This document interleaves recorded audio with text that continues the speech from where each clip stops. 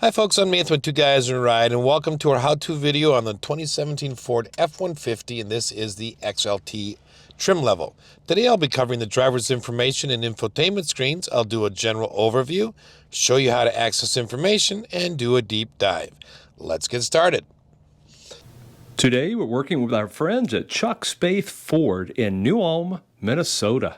On the driver's information screen, you have an analog tach on the left, analog speedometer on the right, and then analog gauges at the top. And you've got oil temperature, you've got oil engine temperature, fuel, and of course, transmission temperature. Now, down in the middle, you have about a 4.3-inch digital driver's information screen. And we're going to take a look at how to control that. So to do that, you're going to use the 4 cursor arrows and the OK button on the left side of the driver's steering wheel. All right, now, of course, down below, I do have cruise control buttons down here, but these are the ones I'm concerned with. Okay, now, on the screen itself, next to the word digital speed, you're going to see 4 arrows. 3 of them are lit up, 1 is dark. So that's Ford's way of telling you which buttons you can use in this particular screen. So I'm going to start by going back 1, and I just want to show you that we are in the display mode under the main menu options.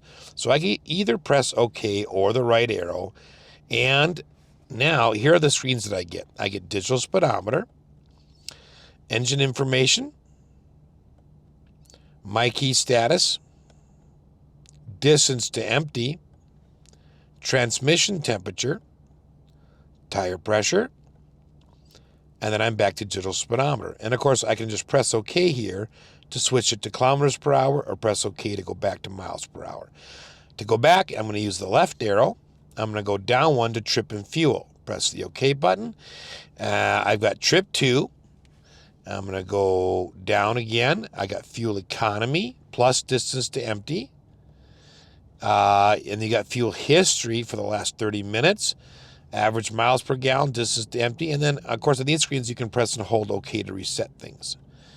You do have a compass, which I think is really cool, and if you press OK, you can have a fixed north or a rotating north. Go back again, and go down. The auto start stop system, okay? It just gives you messages, and then we're to trip 1. And trip 1, of course, you can see the elapsed time. You're going to see distance to empty, how many miles you've gone, and then your average miles per gallon. Right, I'm going to go back 1, down to towing. So under towing, I'm going to press OK. I can look at my trailer status. Okay, I have no active trailer, so it won't show me anything. I can look at trailer options, and I can select a trailer, change a trailer settings, or add a trailer.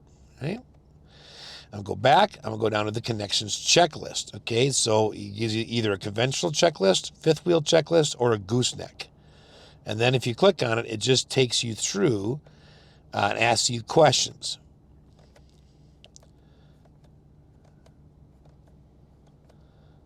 Okay, and then going back, we'll go down to off-road. Click OK. And now here are some cool off-road gauges here. You, of course, got your angle of your wheels here. You got your, angle of approach, and then your departure angle. You go down here, you got power distribution, so you can see those little rectangles next to the wheels will light up, showing you where the power is going to. And then you're back to this. Go down 1. I'm going to go to settings. This is the last one here. Press OK. Rear park aid on or off. Those are your parking sensors, so I would leave those on unless you're like towing something and they keep going off. Then that's a good place to put them in. Distance to empty calculation. Well, normal if you're not towing anything, but if you're towing something, a little more accurate if you click on the towing one. All right, I'm going to go back 1, down 1. Under advanced settings, under vehicle, I can look at lighting. And here I have auto lamp delay. Again, that's when you get out of the car, your lights are on, you shut it off, and you want the lights to stay on for just a few extra seconds while you get to your door. You can set that for 0 or up to 120 seconds. Okay? And then daytime lights on or off. Most insurance companies give a discount for having those, so I'd leave those on. Locks here, you can go in here, you can do auto unlock, auto lock, Those are both check marked. And then remote unlock. You click here. You can see I want to be all doors when I click that remote button, or driver's door only. Hit the back arrow, hit the back arrow again. Under remote start, you can say, well, for the climate, I want on an auto or last setting. If it's auto and it was warm when you shut the car off and it's cold in the morning, it'll still turn on your heat for you. Right? You could also set how long the remote start runs for, 5, 10, or 15 minutes, just by selecting and clicking the OK button. And then down here, you can turn the whole system off if you want, or on. Back again, under wiper controls here, you can have a courtesy wipe. Typically that happens once you turn your headlights on. Just gives you a single wipe. And we're back to lighting. So I'm gonna go to the back arrow again. Under My Key here, this is where you can create a My Key that allows you to get in, and then it senses, the key senses who's driving and sets favorites and that kind of thing. Under Display Setup, if I click here, you can change the units here, temperature here, tire pressure here, language here. All right, and that is it for the driver's information screen on the dashboard. So next we're going to move over to the infotainment screen. All right, on the infotainment screen, this is an 8-inch screen. It is Sync 3, and it has AM and FM, Sirius XM, navigation, Bluetooth. It's got a CD player right down below the media controls, and it has 6 speakers. It also has Apple CarPlay and Android Auto. Both are a wired connection. Okay, so the way the system works is in the home screen, which is where we're at right now, you get a clock, outside temperature, you get a Wi-Fi signal indicator, and then you get a split view. So you get navigation, media, and then phone. Now, any one of these, when you click on them, will go to a full screen. Okay, so the audio button down here is basically the same as this button. Phone is the same as that. Nav is the same as that. Okay, so you can use whichever one you prefer. All right, at the top, if you want to change the clock, you can dig into the system and do that, but the easiest way is just to click on the clock itself, and now you can make the changes.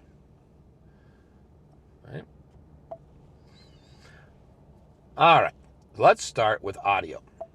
So the most common things that people want to know are just, how do I tune? Okay, well, first of all, you can use the tune button that's right here. You can use the scan button that goes to the next station and locks into it. You can also go to a direct tune and type in a number. Hit enter. It goes right in. So those are the 3 ways you can tune. The second thing people wonder is, well, how do I create a preset down here? Well, first of all, you choose the presets by clicking on this, and it has 3 different rows of them. But to actually make the preset, you just click and hold. And there you go. All right, now the other question people ask is, well, where are all the audio volume and balance and fade stuff? To get that, you're going to go over to settings, and you're going to go to sound. Here you've got treble, mid-range, bass, simple click, drag, or use the arrows. You can hit reset all, balance and fade. You can click here, and you can adjust that if you want. Speed compensated volume. The louder it is inside the vehicle, the louder the music gets, and the quieter it is, the softer the music gets. The idea is it balances out in your ear, so it always sounds the same to you. And then you can have a mode where you want the speaker going to all seats or just the driver. Okay. Hit back here. All right, and that's the bottom of that list. So that's where all the sound settings are. Now, under audio, I'll show you in a minute, but this is FM radio, but I'm gonna show you that the other ones look the same. So here's AM, looks exactly the same. You would access and use it the same way. And then if I look under Sirius XM, it's gonna look the same with a few additional things, right? So you still got your direct tune down here. You've got all your presets down here. You can do a channel guide. You can get alerted for certain artists or songs, and you can hit replay. Okay, so that's the media. If I go over to phone next, I don't have a phone added, and we're going to do that right now via Bluetooth first. So I'm going to click Add a Phone Search here. for your vehicle on your device and select it once it is found. You want to turn your phone on. You're going to want to go to Bluetooth. You want to make sure it's turned on. Scroll to the bottom, and pretty soon you should get a message that pops up with your car listed. Here it says Ford F-150, so I click on it. Confirm that the pin displayed on sync matches the pin displayed on your device. As long as it is the same, you want to hit pair. Now on my phone, it's asking if I want to allow my contacts and favorites. Safety, please stay alert to changing road conditions and use Sync's voice-activated features while your vehicle is in motion. On my phone, it's now asking if I want to allow contacts and favorites to sync.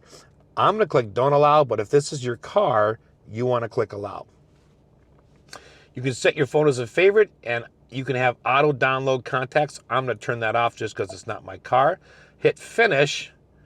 Yep, my phone is set to not do the text through that, so that's fine. All right, but now when you click on phone, this is what you get. So now I can turn my phone off and set it down. So I can look at a recent call list. I can look at contacts, which I'm not going to have there. You can look at just the phone itself. One of the things you can do here is set the phone ringtone. So you can use the phones, or you can set it to Ford's system or no ringtone at all. Okay, you can look at text messaging, mute audio and privacy. That's either on or off. Roaming warning, low battery notification. Then those will show up at the top up here as long as your phone is connected. You can look at the keypad, of course. So that's what it looks like. All right. Now we're going to take a look at navigation. All right, so the screen, you can pinch and zoom on it. You can also use these plus and minus buttons here to set the distance that the camera is supposedly looking at it from. But the most common questions are, how do I set a destination and how do I cancel one? So destination, you can click here if you want to do it manually. You can just hit search, or if you want to go through, if you know I'm looking for a restaurant, okay, well, maybe you'll get lucky and see what's there. Otherwise, you just click on the address and you type it in.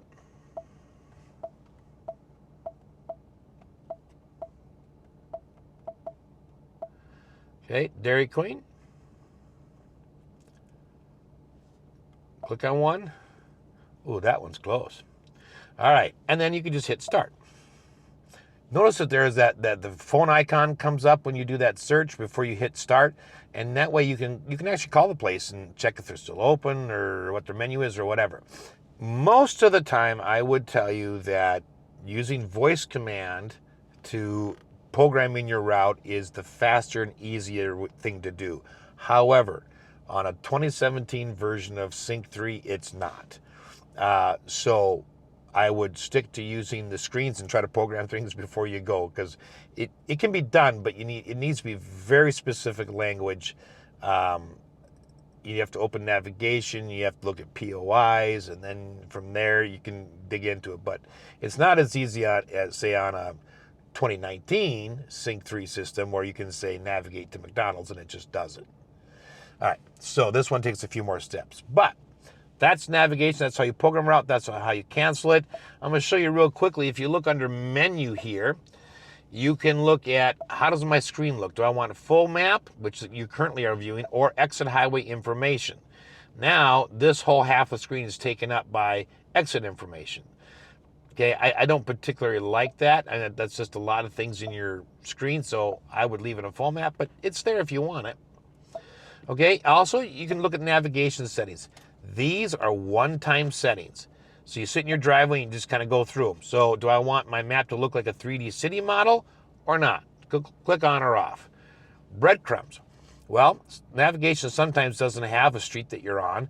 This will actually, if you turn it on, will leave a trail of crumbs behind you on the navigation map, so you can always find your way back to where you started. Okay? You can select the POIs that show up on your map. Let's say, okay, I always want to know where food is, and maybe I want to be specific. I want coffee, burgers, let's see. Oh, I like steakhouses. Let's go with that. Okay, so here we go. Oh, it didn't take the steakhouse. Let's do this one. Oh, I can only view 3 at a time. So I'm going to just do those 3 and go back. And now if I go back to navigation, you notice a little icon starting to show up? Well, those are the ones that I programmed it to show me. All right, now, back under menu again in navigation settings, you can set your route preferences here. So do I always want to use the fastest, shortest, or the most economical route? I always use the fastest route, on or off. Use HOV lanes, on or off. And you can go through and just take your time. Down here, you check mark things if you want to, say, avoid freeways. Or you don't want to go on toll roads, then it'll make sure you don't go on toll roads. All right, that's where you make those preferences. And under navigation, it says guidance and prompts. You can get voice and tone, so it'll beep and then talk, just talk, or tones only. Okay, that's navigation. Let's take a look real quickly at apps. This does have the Sirius XM travel link. So down here, I mean, this is kind of really cool stuff. You want to look at fuel prices around you. So you click on that, and it's going to tell you what the name of the station and the price, and you can say, well, okay, that looks pretty good. Let's just go here. Click on the arrow. Gives you the full address. In this screen, you can press start. It'll navigate you to it. You can hit save if you want to save the location. You can call them, or you can say, well, show me one fuel price. Okay, so regular is $3.75, medium was $4, super was $4.40, and these were the dates it was on. I'm gonna hit back again, and back again. All right, so that's Sirius XM Travel Link, which is really cool. That is only free for a short time, and then you have to pay a monthly fee for it. Now, settings. We already did sound, okay? We already did clock. We've already done Bluetooth by hooking up the phone. We've already taken a look at my phone. So we looked at Sirius XM, we looked at navigation. Under mobile apps here, you can enable those if you want those on, but typically that requires you then to send information to Ford US. But that's there. General, here's where we changed the language. So there's your choices for language. You can change from miles to kilometer, Fahrenheit to Celsius, and so on. You can turn the touchscreen beep on or off right there. This does have automatic system updates, so you can turn that feature on right there. I'm going to say just no for now. Okay. And then this is a master reset in case everything is really wonky on your system. Maybe that will fix it and reset it. Moving over, you got Ford's typical 911 assist. You can have on or off. You can look at Wi-Fi here. And then Apple CarPlay, Android Auto, depending on what you're hooked to. Display, okay, you can change the brightness manually. You can set the brightness to be auto, so during the day it's going to be brighter, during the night it's going to be dimmer.